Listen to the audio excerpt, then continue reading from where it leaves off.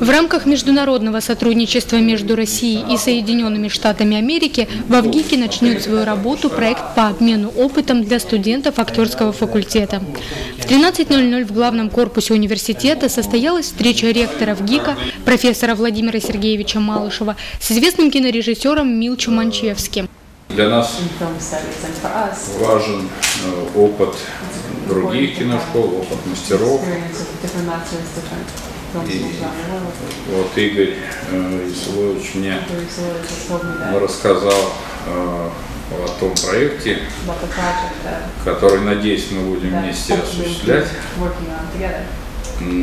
По-моему, очень интересно. Милчо Манчевский является сценаристом и режиссером фильмов «Перед дождем», «Тени», «Матери», а также режиссером-постановщиком сериала «Закон и порядок».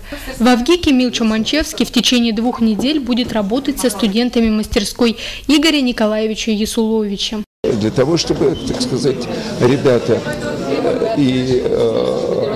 имели опыт общения с профессиональным режиссером,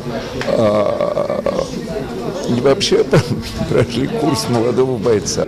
Милчо Манчевский обещал быть требовательным к актерам, а значит, каждому студенту придется быть внимательным и включенным в процесс, так как именно от этого зависит результат работы.